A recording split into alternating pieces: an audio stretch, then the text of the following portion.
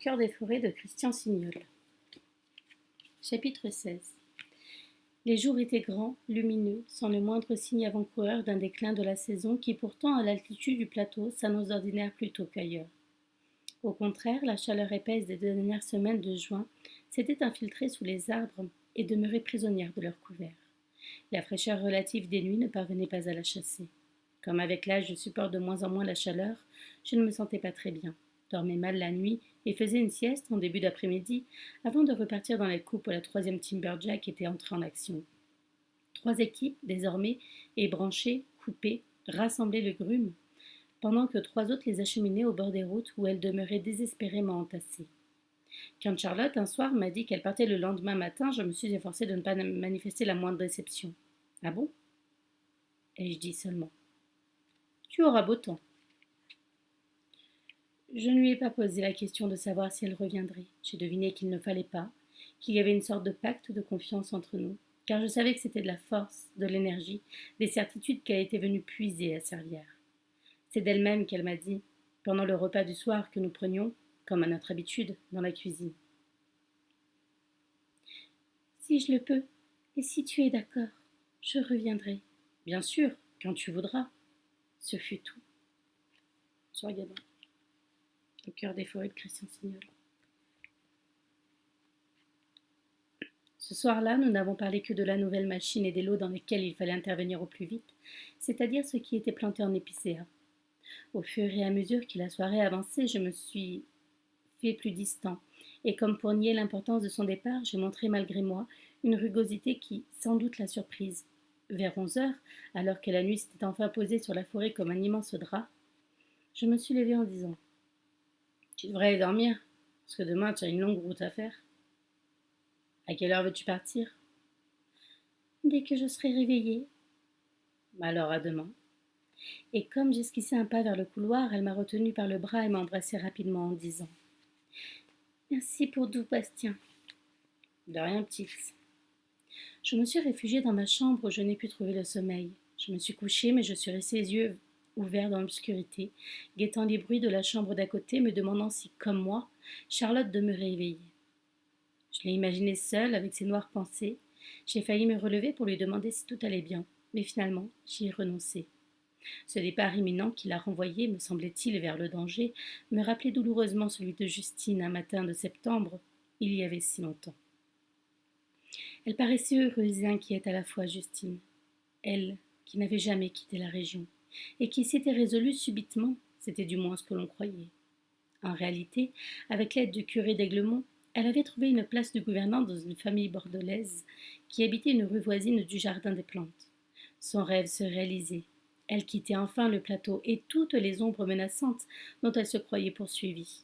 Cet univers hanté dont elle ne parlait jamais sans terreur au fond des yeux, ces arbres immenses qui servaient de refuge et ce qu'elle seule, parfois, était capable d'apercevoir.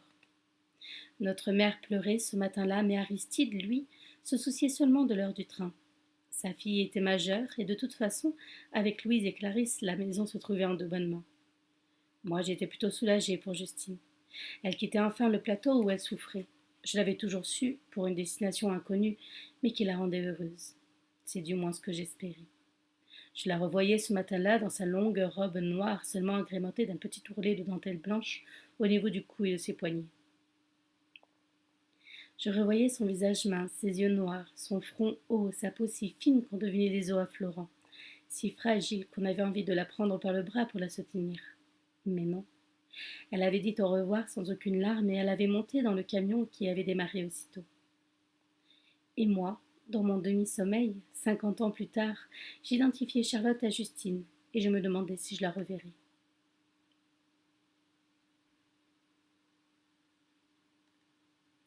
Je me suis relevée, j'ai ouvert la fenêtre, mais l'air de la nuit m'a paru saturé, lourde, irrespirable.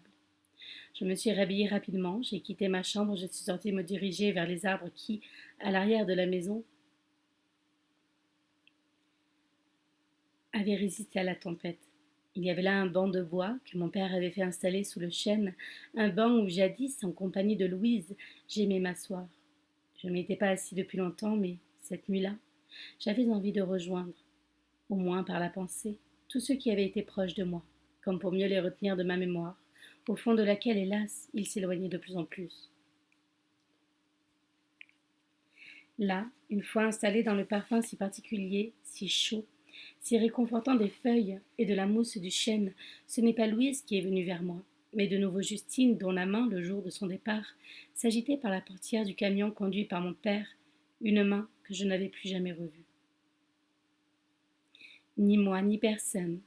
Au début, on avait attendu sans véritable impatience une lettre annonçant qu'elle était bien arrivée à Bordeaux, qu'elle avait effectivement trouvé la famille à laquelle elle avait été recommandée par le curé d'Aiglemont, mais, comme aucune nouvelle n'arrivait, on avait écrit 3 semaines plus tard à l'adresse qu'elle avait laissée en partant. La réponse n'avait pas tardé. La famille en question n'avait jamais vu Justine. Il avait fallu se rendre à l'évidence. Elle avait disparu.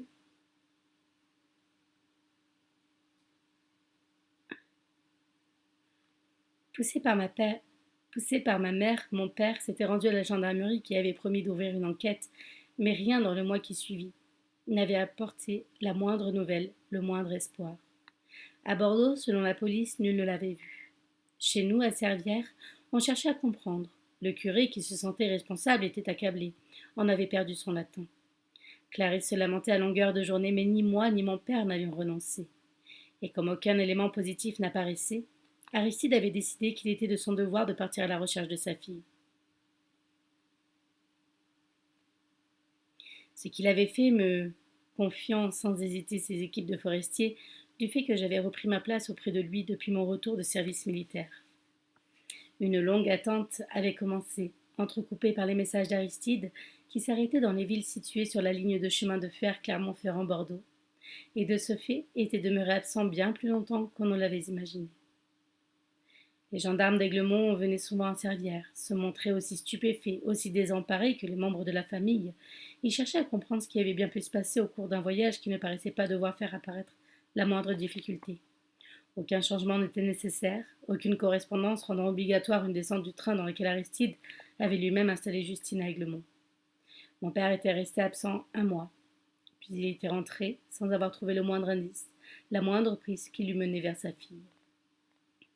J'avais alors proposé de partir à mon tour à la recherche de Justine, car on ne pouvait pas en rester là. J'acceptais une pareille disparition, aussi inexplicable et aussi douloureuse, n'était pas possible. À Servières, on avait l'impression de devenir fou.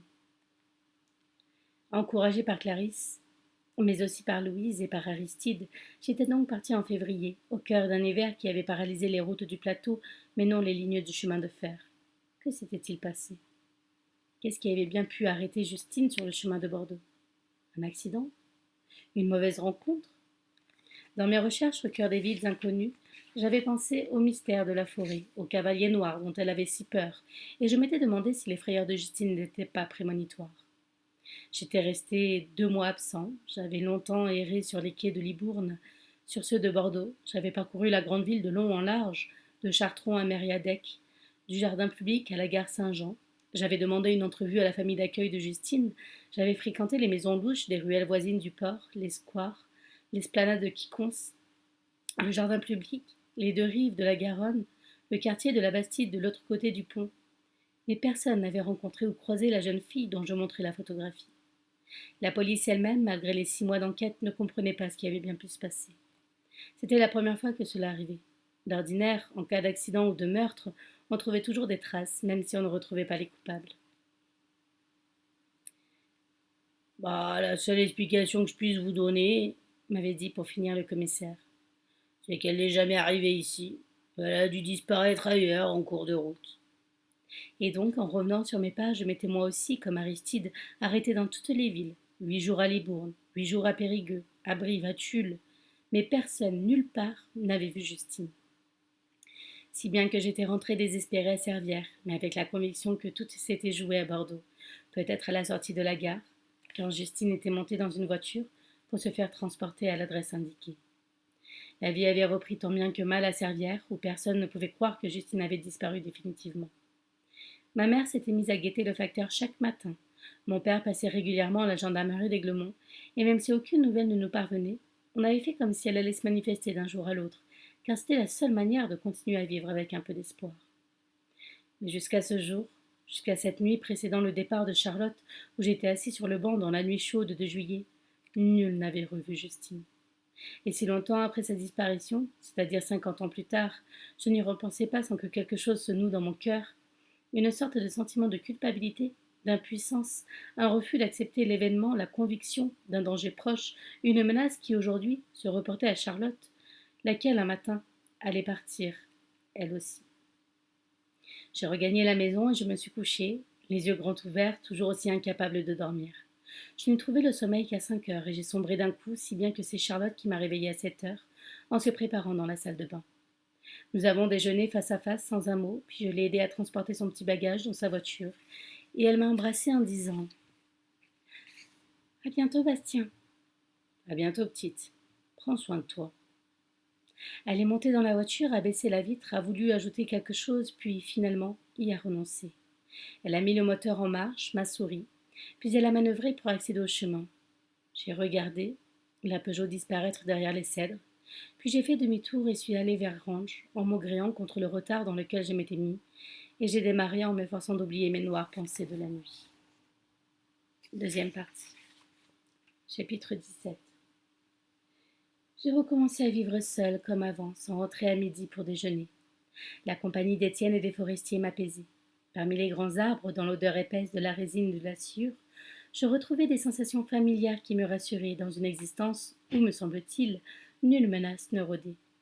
Je me suis alors décidée à m'occuper de mes propres parcelles, un jour par semaine, afin de pouvoir replanter au printemps alors que je les avais négligées au profit des autres.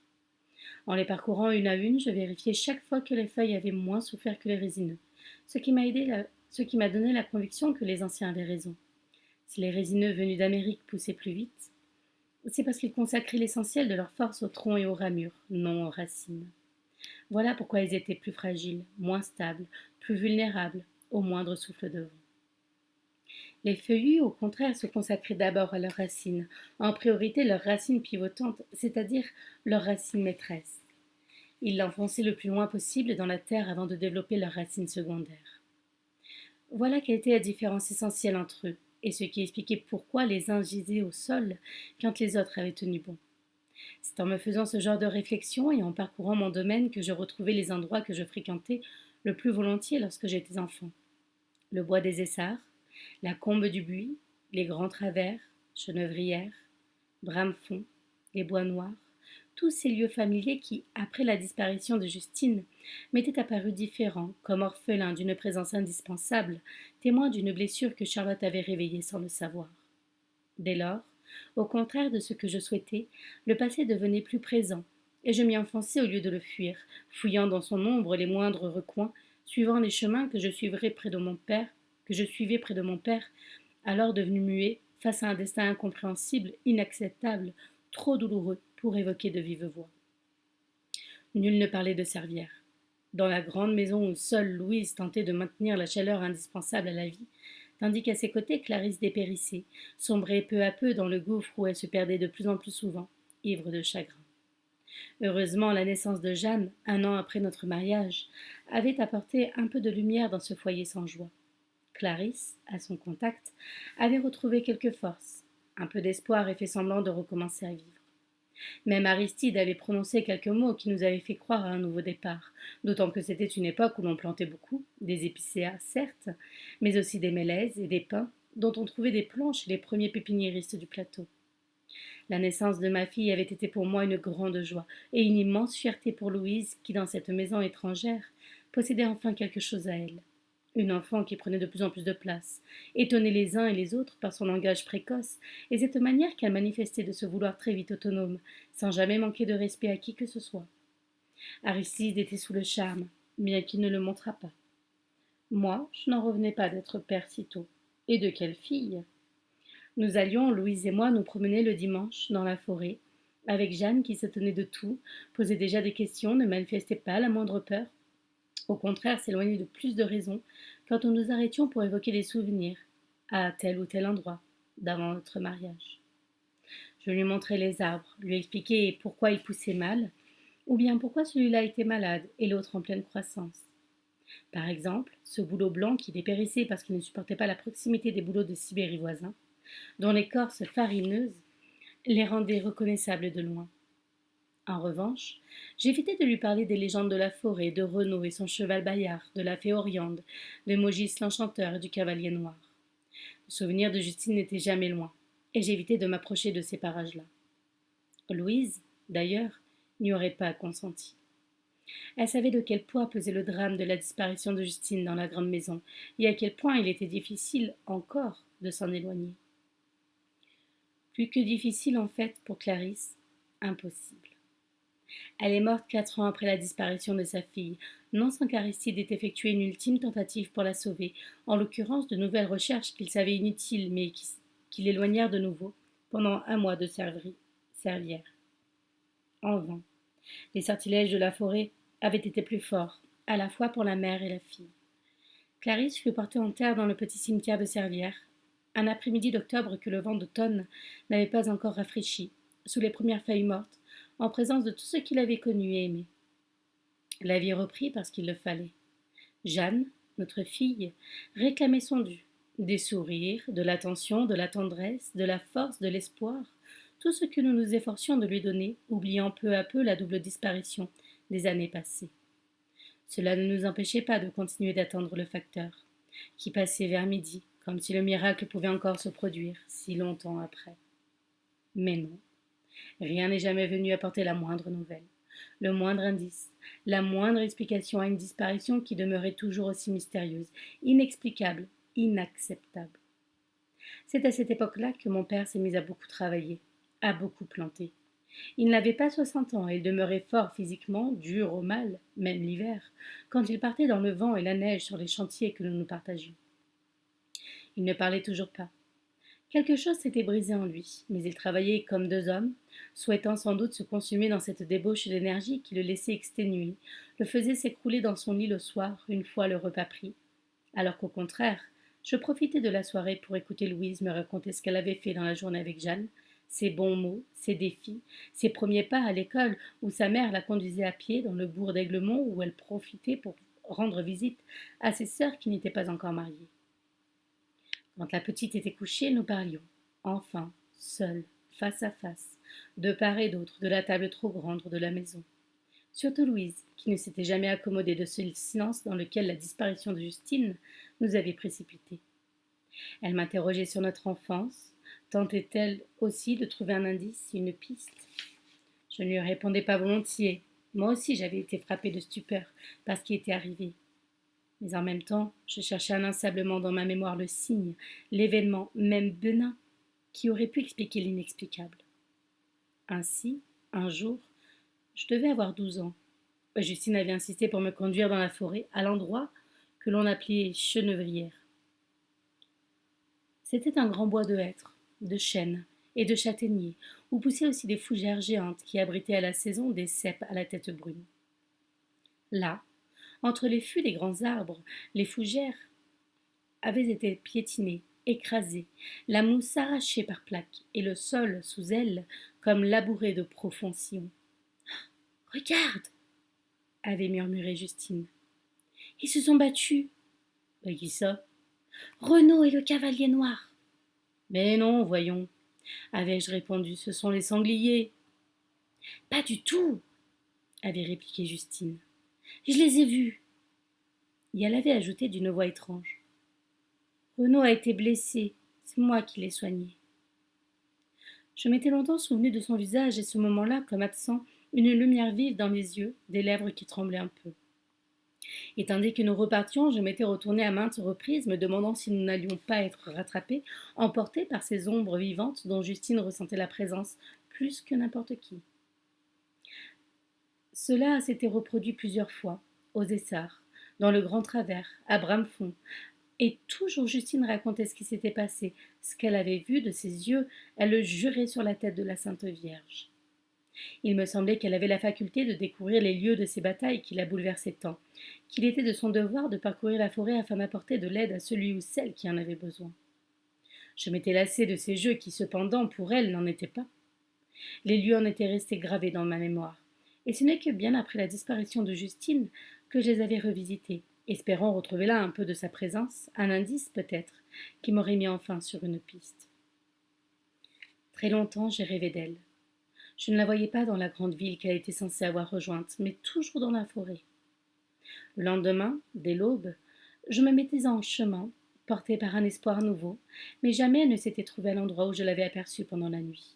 Pourtant, il me semblait qu'elle était là, tout près, qu'il m'aurait suffi de tendre la main pour sentir la présence, que sa voix murmurait à mon oreille des mots dont je ne devinais pas le sens, mais qu'il aurait été pourtant essentiel à comprendre.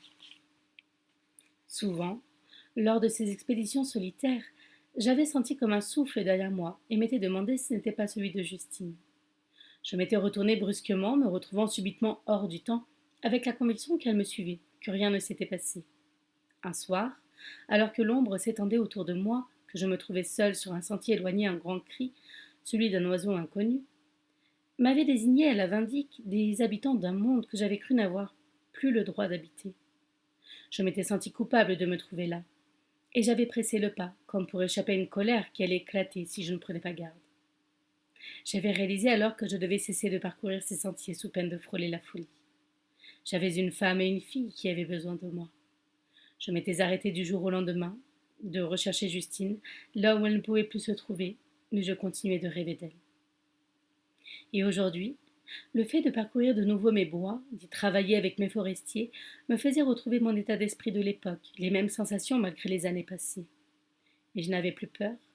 Tout ce qui avait vécu ici avait disparu. Jeanne était loin, Charlotte aussi. Rien ne pouvait m'empêcher de repartir sur les traces anciennes, de m'y perdre, de renouer avec ceux qui me manquaient tant. Quand elle me voyait revenir le soir, l'air absent, les yeux égarés, Solange me demandait: D'où viens-tu? Je ne répondais pas. Vous savez qu'après de longues minutes, tandis que, ayant haussé les épaules, Solange s'affairait dans la cuisinière, que je demandais: Pas de nouvelles de la petite? Non, elle ajoutait, devinant ma déception. Pas de nouvelles, bonne nouvelle? Elle va revenir. Va, ne t'inquiète pas. Et comme je paraissais ne pas l'entendre: Où veux-tu qu'elle soit qu'ici pour guérir? Elle a compris, va. Je ne savais plus très bien si c'était de Charlotte ou de Justine qu'il s'agissait, car elle finissait parfois par se confondre.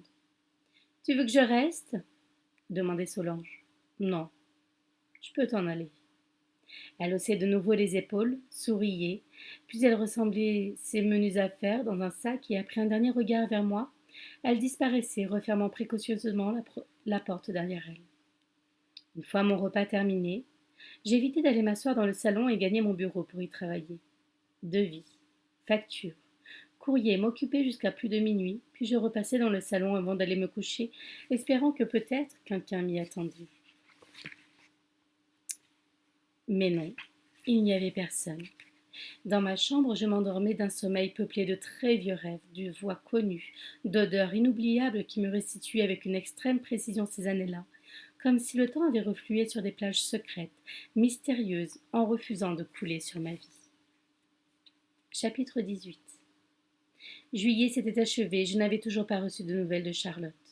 Déjà le mois d'août avait rafraîchi les matins et fait basculer les soirs vers une ombre précoce qui annonçait le déclin de la saison chaude. Je repartais aussitôt, après le repas, car je rentrais déjeuner depuis quelques jours, à la rencontre du facteur que je n'avais pas la patience d'attendre jusqu'au soir. Comme il n'y avait pas de vent, que la chaleur était encore lourde au milieu de journée, je respirais mal dans la cabine du range et je me hâtais d'arriver sur les chantiers pour me mettre à l'abri des arbres. Je n'avais pas eu le temps cet après-midi-là, quand j'ai reconnu la voiture d'Étienne et compris qu'il était arrivé quelque chose. Une dent de la grue à porteur est cassée, m'a-t-il dit dès qu'il est descendu de sa voiture. La grue m'a failli tuer Laurent. Elle l'a touché? Une jambe cassée. Je viens de le conduire à Aiglemont où il a été transporté à l'hôpital. Pas d'autres dégâts? Non. J'ai soupiré de soulagement. L'accident qui pouvait arriver à ces hommes jeunes, amoureux de la forêt, était ma hantise. Heureusement, ils étaient adroits, durs au mal, et ils savaient à quoi ils s'exposaient. Une fracture ouverte? Ai-je demandé. Non, mais il souffrait beaucoup. J'irai demain. Ils l'auront opéré, ai-je ajouté en imaginant Laurent sur son lit de douleur. Puis revenant brusquement au présent. Ça s'est passé où? Au bord de la route des travers, il déchargeait. Philippe a dû aller chercher le deuxième porteur car la grume est restée au milieu. Allons-y. Je suis reparti à la fois furieux de ce contretemps et du danger qu'avait couru Laurent, un homme d'à peine 30 ans qui était marié et avait un enfant. Comme lors de chaque accident, je me sentais coupable. Je me reprochais de ne pas assez vérifier le bon état du matériel, alors que les machines étaient trop sollicitées, de ne pas assez insister chaque matin sur les dangers courus, sur les précautions à prendre, mais le travail pressait tellement que les hommes écoutaient à peine mes recommandations. Tout en roulant, je songeais malgré moi aux accidents qui avaient jalonné les années passées, pas très nombreux certes, mais tous graves. Et aujourd'hui, avec les timberjacks sur les pentes abruptes de certains chantiers, on pouvait craindre le pire. Heureusement, les machines étaient fiables, capables de franchir sans verser de talus de 6 mètres ou de rester en équilibre sur un versant très accidenté. Les hommes savaient les manier à la perfection. Ils ne prenaient jamais de risques inutiles, et leur efficacité était remarquable. Mais dans ce travail, en forêt, on n'était jamais à l'abri de l'imprévisible. Je le savais pour l'avoir vécu plusieurs fois. Je me suis souvenu du matin où un forestier était venu m'apprendre l'accident de mon père. C'était en mai, la dernière année de Jeanne à Servières avant son départ au lycée. J'avais couru vers le camion, suivi par le forestier qui était venu à bicyclette depuis la combe des buis. Tout en conduisant, j'avais beau lui poser la question de savoir si c'était grave ou pas, l'homme ne répondait pas.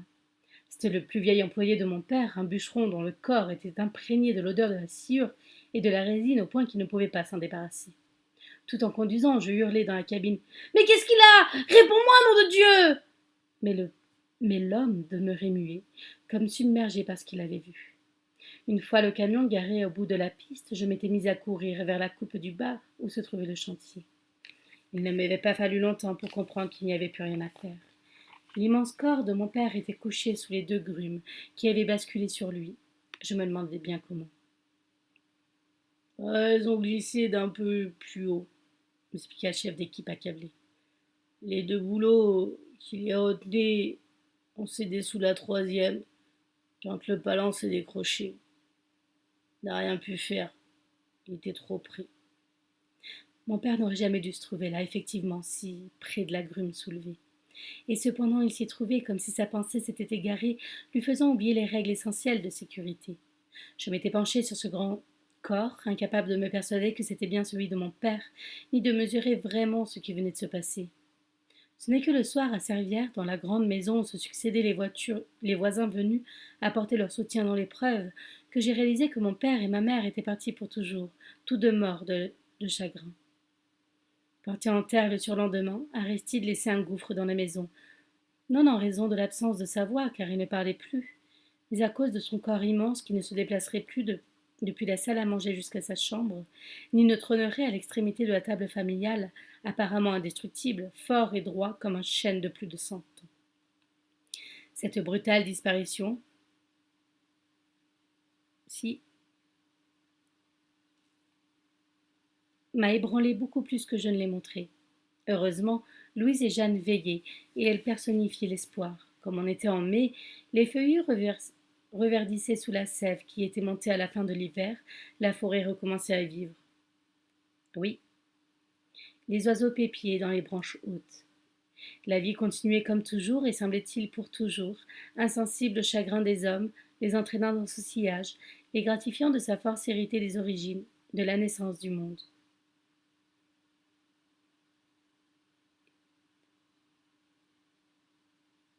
Oui.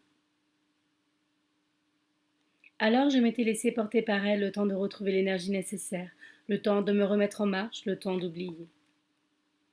En arrivant sur la route de l'accident de Laurent, cet après-midi-là, j'étais encore remuée par le souvenir de mon père sous les grumes, et j'étais soulagée de constater que le passage avait été ouvert par le deuxième porteur venu du chantier voisin.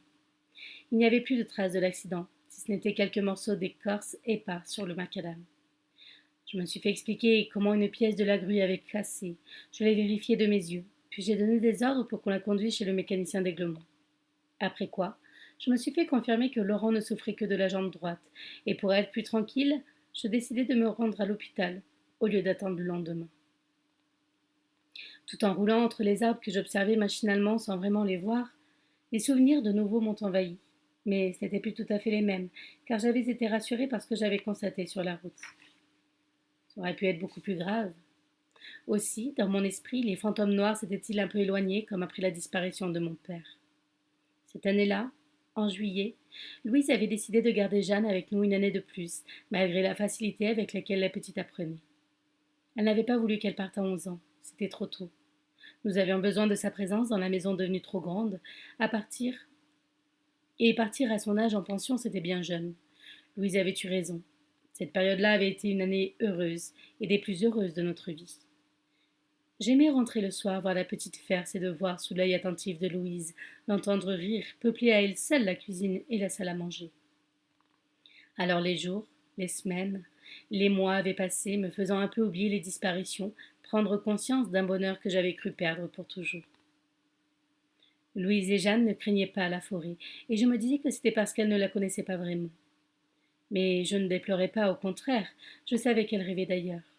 Louise étant née dans une petite ville, et Jeanne déjà prête à quitter le plateau sans le moindre regret. D'une certaine manière, cela me rassurait. Aussi n'avais-je pas vraiment souffert quand il avait fallu conduire Jeanne en pension l'année suivante. Louise avait simplement exigé que la petite rentre toutes les semaines, et nous allions tous les deux la chercher en gare d'Aiglemont, pour la ramener à Servières, et l'écouter raconter comment elle vivait là-bas, les fastes de la grande ville qu'elle parcourait lors de la promenade des jeudis après-midi, les merveilles d'un savoir auquel nous n'avions eu accès ni l'un ni l'autre, les mystères des livres que l'enfant ramenait dans sa maison, comme des trésors. Elle était première dans toutes les matières, sauf en histoire. Le passé ne l'intéressait pas.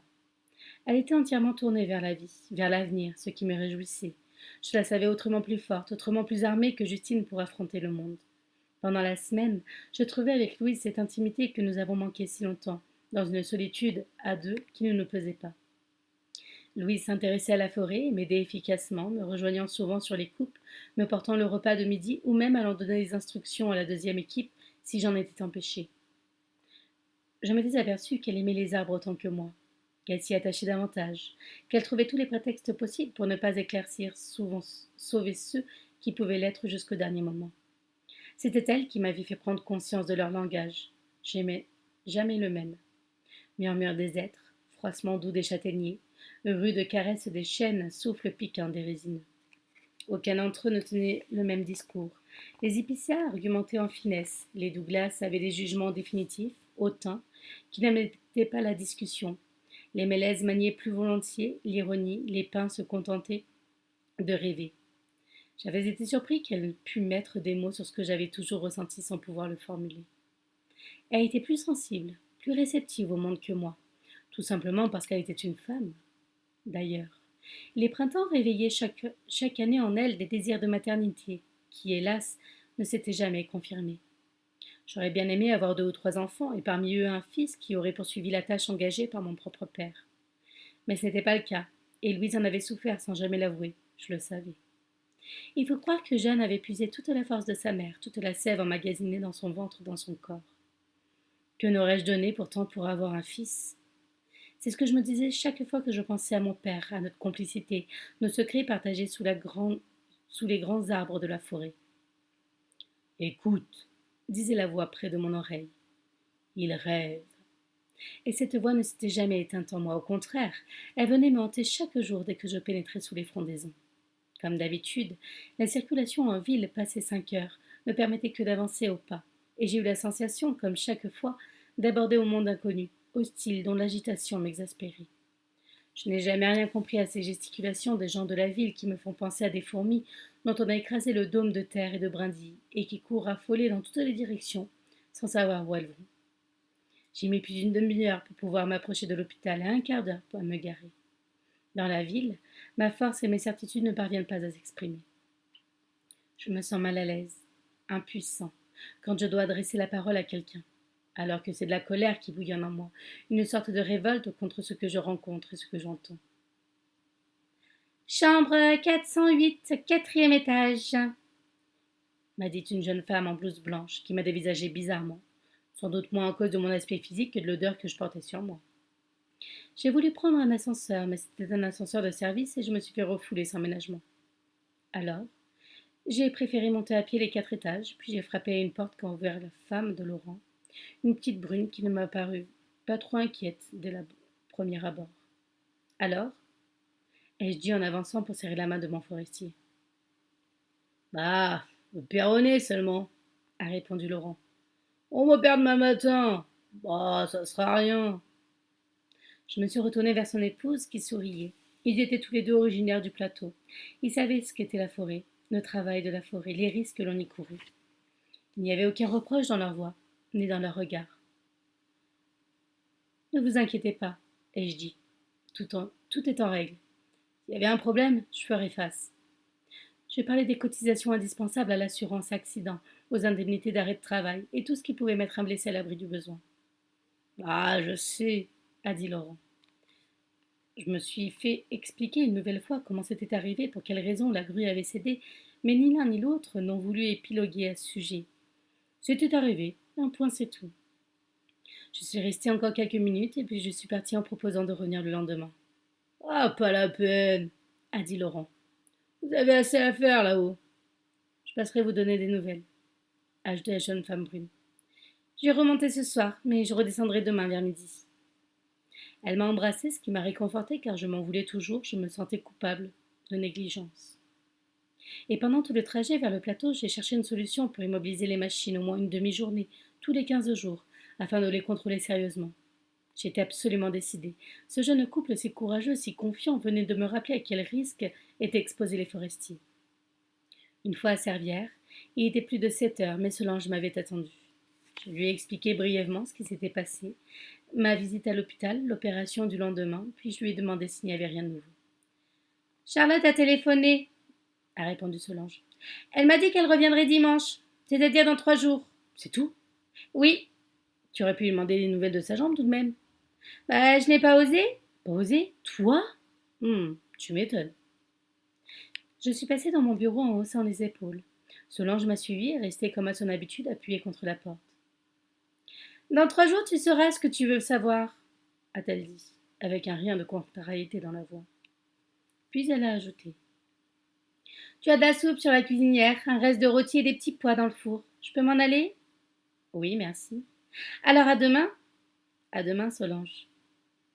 Dès qu'elle a eu disparu, j'ai souligné sur le calendrier la date du dimanche 26 août et je suis restée un long moment les yeux fixés sur le trait rouge, comme s'il figurait la fin d'une solitude que j'avais de plus en plus de mal à supporter.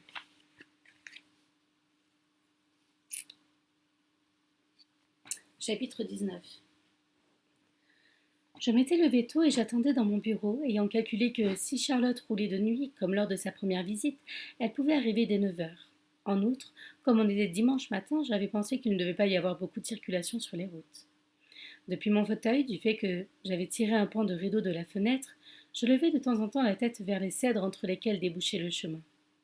Charlotte était restée absente plus longtemps que je ne l'avais imaginé, et à mon avis, cela n'augurait rien de bon. J'en avais débattu avec Solange les jours précédents, mais elle n'était pas de mon avis. Selon elle, Charlotte avait beaucoup de problèmes à régler avant de revenir. Paris n'était pas le plateau, les choses étaient là-bas autrement plus compliquées. Comment tu sais ça, toi? Avais-je demandé avec de l'agacement dans la voix. Tout le monde le sait, sauf toi qui ne vis que dans la forêt, comme un ours des Carpates.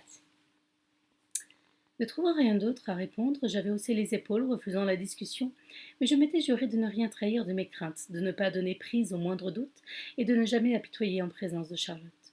À l'hôpital, l'opération de Laurent s'était bien passée, il n'y avait eu aucune complication. Sa femme descendait le voir tous les jours et venait me rendre compte de ses visites le soir. Je lui en étais reconnaissant. Ces jeunes-là, au moins, ne songeaient pas à s'enfuir à la première difficulté. Ils n'étaient pas restés sur le plateau par hasard, mais parce qu'ils aimaient cette vie proche des arbres, loin des villes et de leurs chimères, pour éviter un nouvel accident.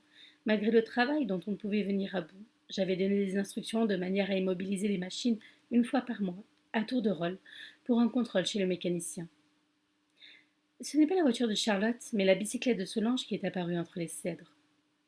Je l'ai entendu ouvrir la porte, traverser le couloir, s'approcher de la porte de mon bureau. J'ai à peine répondu à son salut, ce qui l'a poussé à me demander, non sans une once d'ironie. Je savais que ce n'est pas moi que tu attendais, mais il t'arrive de manger le dimanche, non? Et comme je ne répondais pas, d'autant que tu ne seras pas seule à midi. Si tu connaissais l'heure de son arrivée, tu aurais pu me le dire. Elle m'a simplement dit qu'elle partirait dans de bonne heure. J'ai failli m'emporter, mais j'ai préféré sortir pour ne pas commencer la journée de manière si désagréable. Une fois dans la cour, je suis partie avec le range en direction d'Aiglemont et je me suis arrêtée à l'atelier et j'ai longuement examiné les machines, comme pour y repérer les pièces qui un jour risquaient de casser. Mais je savais bien que c'était inutile, que seul un vrai mécanicien pouvait déceler la faille qui mettrait les hommes en danger. Je suis repartie vers Aiglemont où il y avait du monde sur la place. J'ai passé le bourg, conduit un peu au hasard pour tuer le temps, puis je me suis aperçue que j'avais pris la route qui traversait le plateau de part en part, celle par laquelle arrivait Charlotte. C'était ridicule. Il était bien trop tôt. Alors je me suis arrêtée, j'ai pris une sente qui s'enfonçait dans la forêt et me suis mis à marcher droit devant moi, entre deux parcelles qui ne m'appartenaient pas, et dans lesquelles j'aurais dû intervenir depuis longtemps. C'étaient des IPCA, pitoyables, brisés, qui finalement ont refermé la piste que je suivais, perdue dans mes pensées, réveillant l'impression qu'il n'y avait pas d'issue à une telle catastrophe, que jamais le plateau ne retrouverait son aspect, sa vigueur d'avant décembre 1999. Et une fois de plus, la forêt m'avait brisé. La forêt brisée m'a fait penser à Charlotte, me donnant la conviction désagréable que leur sort était lié. Excédée, j'ai fait demi-tour en direction du village, et sous les coups d'une idée subite, je me suis arrêtée sur la place et me suis dirigée vers la boulangerie-pâtisserie où j'ai acheté des choux à la crème pour midi. Puis, comme je passais tout près de la maison de Laurent, je me suis arrêtée de nouveau et j'ai pris sans plus réfléchir les gâteaux que j'ai portés à sa femme, laquelle m'a remerciée en m'embrassant. Cette petite brune qui se prénommait Odile manifestait à mon égard une affection qui me touchait d'autant plus que je me sentais toujours responsable de l'accident survenu à son mari. Son fils devait avoir 5 ans, guère plus, et Odile lui a demandé de m'embrasser aussi, ce que l'enfant a fait sans la moindre hésitation, alors qu'il ne me connaissait pas. Un peu émue, je ne me suis pas attardée dans la maison, très simplement meublée, sans le moindre confort que louaient les jeunes gens. Je suis repartie, satisfait d'avoir fait plaisir à une femme seule avec son enfant, alors qu'elle n'avait rien dont je réjouirais un si beau dimanche. Quand je suis arrivée à Servières, j'ai aperçu du haut du chemin la voiture de Charlotte dans la cour. Il était 11 heures. Elle avait dû partir à 6 heures du matin. Je suis entrée dans la maison avec une certaine appréhension, me demandant comment j'allais la retrouver, plus fatiguée ou avec une meilleure mine, guérie ou davantage touchée par la maladie. Elle était assise dans la cuisine et discutait avec Solange. Dès qu'elle s'est tournée vers moi, j'ai su que le combat engagé était bien plus grave que je ne pouvais l'imaginer. La clarté de ses yeux verts, très pâles, faisait comme deux trous entre les cernes mauves que son sourire ne parvenait pas à masquer. La peau de son visage paraissait si fine qu'elle donnait l'impression de se froisser sur les veines devenues apparentes, un peu comme du papier de riz. Elle avait maigri, semblait flotter dans ses vêtements trop amples, mais elle avait changé de casquette, certes, toujours à la poubotte, mais de couleur mauve aujourd'hui. Je l'ai embrassée sans la serrer dans mes bras, simplement les mains posées sur ses épaules un bref instant. À quelle heure es-tu partie ai-je demandé en m'efforçant de ne rien trahir de mon émotion. À 6 heures, a-t-elle répondu. Il fait jour très tôt en cette saison. Tu le sais bien. Mon regard est creusé furtivement celui de Solange, dans lequel j'ai deviné le même trouble, comme une indicible peur. Je suis revenue vers Charlotte, qui restait debout devant moi, sans songer à s'asseoir. Je l'ai soutenue sans ciller, et je lui ai dit en prenant dans les bras. Allez, viens avec moi. Laissons la sorcière à ses casseroles. Bastien, tu exagères, s'est indignée Charlotte. Une sorcière, ai-je répété sans provoquer la moindre réaction de Solange.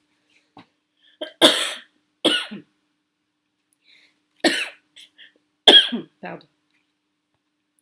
J'ai conduit Charlotte dans le salon, et je lui ai dit en désignant le canapé où elle s'asseyait volontiers. C'est ta place. Tu te souviens au moins? Bien sûr, ça ne fait pas si longtemps. Oh, plus d'un mois tout de même. Elle a souri, étonnée que j'ai compté les jours. Je me suis assis en face d'elle, comme lors de son premier séjour, mais contrairement à mes habitudes, je me suis aussitôt mise à parler. Du temps, des parcelles à replanter, de l'accident de Laurent, comme pour retarder le moment où elle allait prononcer les mots que je redoutais tant. Puis j'ai compris brusquement que ce flot de paroles était suspect et je me suis arrêtée. Elle souriait de nouveau, mais d'un sourire douloureux qui a fait éclore une larme, une seule, qu'elle a effacée rapidement du coin de l'œil droit en espérant que je ne l'ai pas vue. Oh, je t'ai laissé du travail, ai-je dit encore, mais sans conviction. Puis n'y tenant soudain plus, alors, elle a baissé les yeux, puis elle a relevé les paupières dans une sorte de défi. J'ai refait une chimio. La première n'a pas eu d'effet. Et comme je demeurais muet, cherchant à comprendre ce que ces quelques mots impliquaient, en tout cas, pas assez. Ah, celle-là sera la bonne, Ai-je dit aussitôt. Espérons, a répondu Charlotte dans un soupir. Enfin, bien sûr que oui. Tu en étais déjà sûre pour la dernière fois, a-t-elle observé avec une nuance de reproche dans la voix. J'ai accusé le coup, mais je me suis efforcée de ne rien montrer. Tu vas guérir, ai-je dit. J'en suis absolument certain. Un bref silence s'est glissé entre nous tandis qu'elle me défiait des yeux, cherchant à me pousser dans mes derniers retranchements. Il t'arrivera rien tant que tu seras près de moi, ai-je ajouté alors, songeant vaguement à Justine, qui avait été préservée du malheur tant qu'elle était restée à Servia, sur le plateau où elle était née. Cette même idée était un peu ridicule, je le savais, mais en même temps, elle avait surgi en moi comme une évidence au moment où je m'y attendais le moins. Cet après-midi, je te parlerai de Justine, ai-je dit. Tu comprendras ce que je veux dire. Et pourquoi pas tout de suite? Oh, c'est une longue histoire. De nouveau, le silence s'est installé, mais j'ai compris que j'avais trouvé là un moyen de capter l'attention de Charlotte, de lui changer les idées, peut-être de susciter en elle un nouvel espoir. Je lui ai parlé ensuite de la femme de Laurent, de l'enfant qu'ils avaient, du courage dont ils faisaient preuve, et il m'a semblé que Charlotte se sentait mieux. Quand Solange a passé la tête pour annoncer que le repas était prêt, j'ai lancé. Reste déjeuner avec nous, tu l'as bien mérité. Oh, oh bah c'est bien la première fois qu'il me parle de mes mérites, a dit Solange à l'intention de Charlotte. Je vais être sûre que tu ne vas pas nous empoisonner. C'est sur ce ton-là qu'il s'est déroulé le repas, un ton de gaieté factice, trop exagéré, pour ne pas être suspect aux yeux de Charlotte, mais elle a bien voulu faire semblant de ne pas le remarquer, et elle a pris naturellement le parti de Solange qui faisait face de son mieux à mes sarcasmes habituels. puis elle est allée se reposer dans sa chambre avant même le dessert, car elle s'était levée tôt et se sentait fatiguée. Toujours assis, j'ai senti le poids du regard de Solange sur moi. Qu'est-ce qu'il y a? Ai-je dit d'une voix vibrante d'une colère à peine contenue. Et comme Solange se mettait à débarrasser la table en haussant les épaules. Qu'est-ce que tu veux que j'y fasse? Je suis pas médecin. Je me suis réfugiée dans mon bureau, où dans un angle, depuis 2 semaines, j'avais installé un petit lit. C'est là que je dormais de plus en plus souvent, comme si j'avais voulu ancrer ma vie dans un espace réduit, souhaitant inconsciemment y rassembler aussi mes forces avant la venue de Charlotte. Je me suis allongée, j'ai fermé les yeux, mais je n'ai pas pu dormir. Je dormais d'ailleurs de moins en moins. Mais aujourd'hui, à cette heure-là, je savais pourquoi.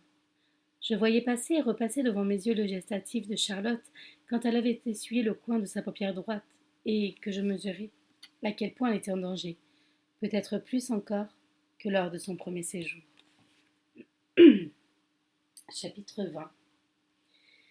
À 4 heures pourtant, elle s'est levée. Elle paraissait mieux qu'à son arrivée, plus détendue, moins sous l'emprise du mal qui était en elle et de la peur qu'il suscitait. Comme il faisait moins chaud qu'en juillet à la même heure, je lui ai proposé d'aller dans la forêt, au moins pour s'y asseoir si elle ne voulait pas marcher. Elle a accepté avec, m'a-t-il semblé, un peu d'impatience à retrouver cet univers si différent de celui qu'elle avait quitté au matin. Je l'ai conduite dans les bois de Chenevrières, où j'avais commencé à défricher, où je savais que quelques feuillus encore debout avaient changé de couleur. Nous avons roulé en silence, feignant d'être attentifs seulement à la route, aux arbres sur le bas-côté, alors que nous avions l'un et l'autre beaucoup de questions à poser. Une fois arrivés à destination, nous nous sommes assis face à face sur 2 fûts qui attendaient d'être acheminés vers l'aire de stockage. Bientôt l'automne, ai-je dit en montrant de la main un être qui avait échappé à la tempête.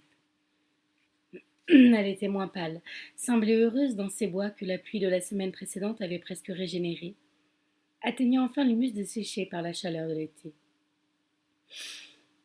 Ça sent le champignon, a-t-elle observé. Non, pas encore. Seulement à la fin septembre ou en octobre. Il faut qu'il pleuve davantage. Alors, qu'est-ce que ça sent?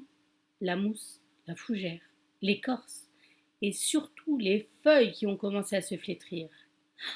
Déjà? Oui, déjà. Il n'y a que les résineux qui resteront verts. Seulement ceux qui sont debout? Oui, seulement. En hiver, leurs touffes vertes font comme des îlots perdus dans le rose cendré des feuillus. Mais Si je t'ai amené ici, c'est pour te montrer l'endroit où je vais replanter. J'ai ajouté une légère appréhension en moi. J'espère que tu m'aideras. Charlotte a hésité un peu avant de répondre. J'espère aussi. Et je n'ai pas insisté, craignant qu'elle ne retrouve cette expression défaite, vaincue, qui était inscrite sur son visage à son arrivée. Des oiseaux ont traversé la clairière, disparus sous les voûtes des branches. Qu'est-ce que c'était a demandé Charlotte. Des geais. Tu connais tous les oiseaux? Forcément. De mon plus jeune âge, je cherchais les nids chaque jour sur le chemin de l'école. Il m'a semblé qu'ils étaient bleus. Ils ont une plume bleue de chaque côté du dos. Un très beau bleu de la couleur de la mer. C'est vrai que tu as navigué, toi. Je me serais bien passé. À cette allusion à la part la moins heureuse de ma jeunesse m'a renvoyé aussitôt vers le souvenir de Justine, dont je lui avais promis de parler. Charlotte ne m'a d'ailleurs pas laissé le choix. Il y avait trop longtemps qu'elle attendait ce moment, et elle m'a dit avec l'attention dans la voix. Bastien, c'est l'heure de tenir ta promesse. Comment y échapper? Je me suis hésitée, après beaucoup d'hésitation, mais au bout de quelques minutes, je n'ai plus songé à cacher quoi que ce soit. Et pourquoi d'ailleurs l'aurais-je fait? J'ai parlé longtemps, raconté mon enfance avec Justine, les légendes de la forêt, le cavalier noir, la fée Oriandre, l'enchanteur Mogis, les grandes peurs de Justine, son désir fou de quitter le plateau, son départ, son silence, l'inquiétude dans la grande maison, les recherches d'Aristide et de moi-même, la disparition inexplicable de Justine et tout ce qui en avait découlé, la mort de Clarisse, puis celle d'Aristide, le mystère qui durait depuis, sa présence dans mes rêves, la souffrance de ne pas savoir. Quand je me suis enfin arrêtée, Charlotte semblait atterrée et une sorte d'incrédulité se peignait sur son visage. Mais c'est impossible s'est-elle exclamée. On ne disparaît pas comme ça. C'était plus une enfant tout de même. Quel âge avait-elle au juste? 23 ans. C'est impossible, a-t-elle répété, en se rappelant soudain sa propre enfance. Pourquoi ne m'en-t-on jamais parlé? Puis, sans me laisser le temps de répondre, est-ce que ma mère était au courant? Non. Elle était toute petite. On a pensé que ce n'était pas la peine de lui encombrer l'esprit avec ça. Mais pourquoi? Parce qu'on n'avait aucune explication à donner et qu'on pensait que ça lui ferait peur. Peur? Ma mère? J'ai répondu dans un soupir. À quoi cela aurait-il servi? Clarisse et Aristide étaient morts de chagrin. Vous ne voulez pas que notre fille en souffre également? Et Louise? Nous avons vécu avec ça. Et vous n'avez pas continué à chercher? Les enquêtes de police ont duré 5 ans. Je suis moi-même allée à Bordeaux, je te l'ai dit. J'ai cherché dans toutes les villes traversées par les lignes de chemin de fer et je n'ai rien trouvé. C'est impossible, a répété Charlotte une nouvelle fois. On ne peut pas disparaître comme ça. C'est pourtant ce qui est arrivé. Non, Bastien, je suis sûre qu'il y a une explication. Que veux-tu que je te dise? Sans doute une mauvaise rencontre dans le train ou à son arrivée à Bordeaux, à la gare. Charlotte m'a dévisagé durement et s'est indignée. Mais comment as-tu pu accepter ça, Bastien? J'hésitais pendant quelques secondes en me demandant si, effectivement, je n'avais pas renoncé trop tôt, me découvrant coupable tout à coup sous son regard implacable. Je n'ai pas accepté, petite. Et j'ai répété sans détourner les yeux. Je ne l'ai jamais accepté. Elle s'est levée, a fait quelques pas dans la clairière, puis elle est revenue s'asseoir en disant: Il y a forcément une trace, un indice quelque part. Sans doute, ai-je dit. Tu n'as vraiment rien trouvé? Non. Moi, je trouverai, a-t-elle lancé d'une voix que je ne connaissais pas et qui prouvait une énergie dont je ne la croyais plus coupable, plus capable. Il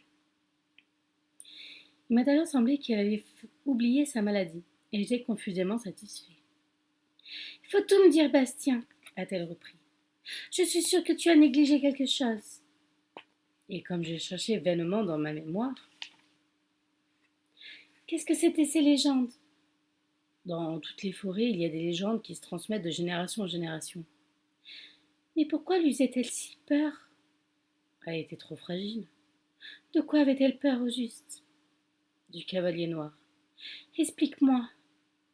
Elle prétendait qu'il se battait avec Renaud, le fils du roi Aimon, et qu'elle assistait à ces combats dont le cavalier sortait toujours vainqueur et qu'il fallait qu'elle vienne le plateau pour ne pas qu'il l'enlève.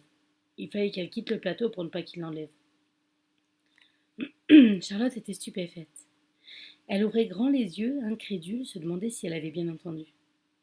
Mais qu'est-ce que c'est que ces histoires, Bastien a-t-elle lancé d'une voix où perçait maintenant de la contrariété. Une légende. Je te l'ai dit, et qui est née du Moyen-Âge, du temps de Charlemagne poursuivait sa colère Raymond et ses 4 fils, dont Renaud. Le Cavalier Noir était son homme de basse œuvre, je suppose.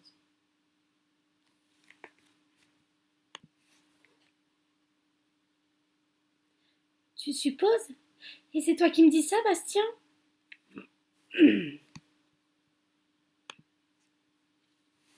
Elle a ajouté moqueuse. Tu ne vas pas prétendre que tu y crois? Bah, quand on est enfant, tu sais, on croit à tout ce qu'on entend. Moi, c'était plutôt la fée Oriande. François, mon camarade, prétendait qu'il l'avait vue, qu'elle était grande avec de longs cheveux blonds, et que sa robe bleue faisait sur le sol comme une flaque de lumière qui se déplaçait en même temps qu'elle. Tu l'as vue? Non, et je n'ai pas cessé de la chercher. Le silence nous a séparés un instant. Charlotte essayait de comprendre, mais elle ne parvenait pas à me croire. Enfin, voyons, Bastien, s'est-elle exclamée en riant. Tu n'as jamais été enfant dans la forêt, ai-je dit. Tu ne l'as jamais traversée pendant la nuit ou couvert de neige, seul avec la sensation d'une présence derrière toi ou disparaissant dans un éclair à 10 pas devant toi.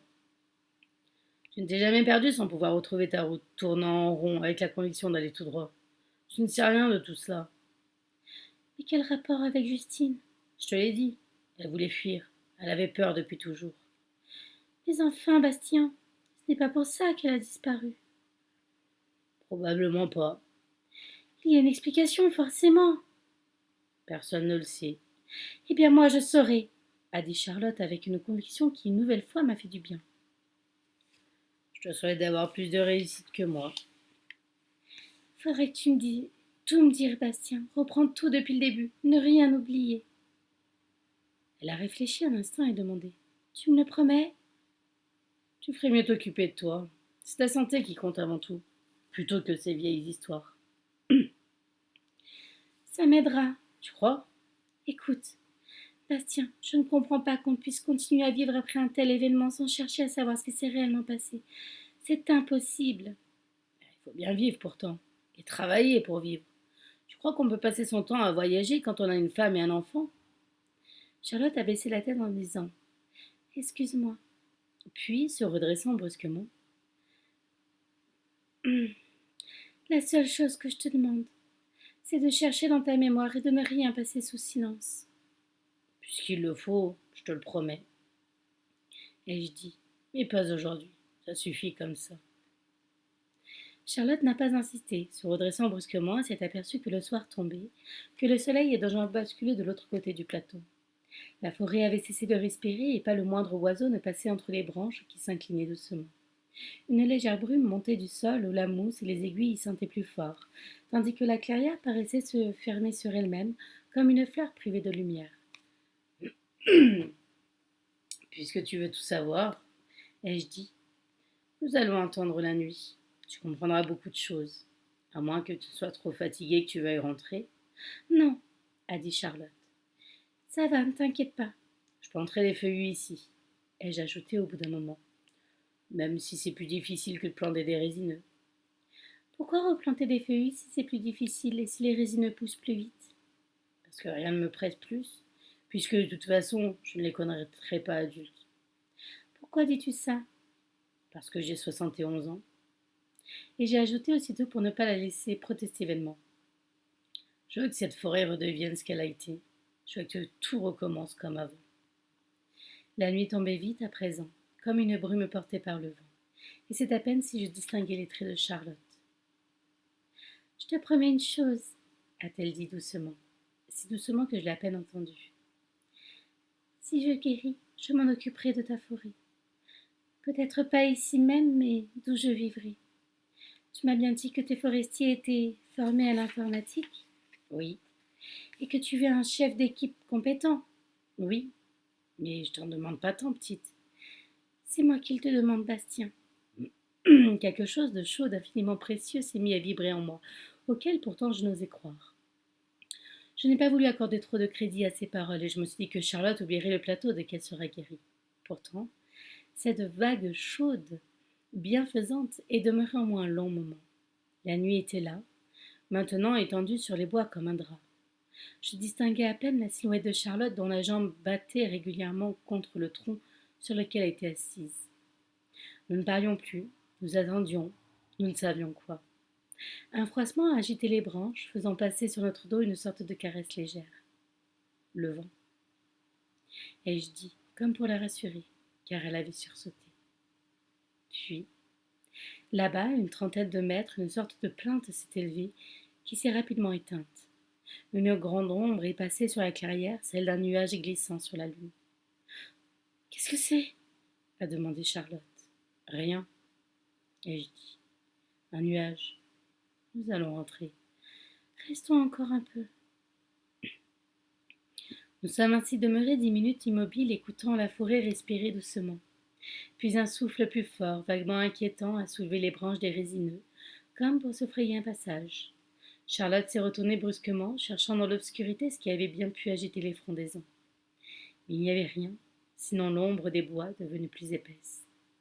Quand enfin nous nous sommes dirigés vers le ranch situé à l'extrémité de la clairière, elle s'est retournée de nouveau plusieurs fois, persuadée d'une présence à proximité. Elle n'a fait aucun commentaire et a gardé le silence tout le temps qu'il nous a fallu pour regagner l'abri de la maison. Puis elle a à peine mangé au cours du repas, et songeuse, se disant épuisée, elle a gagné très vite sa chambre. Je vous remercie à tous pour votre présence, je vous souhaite une agréable soirée, puis je vous retrouve très vite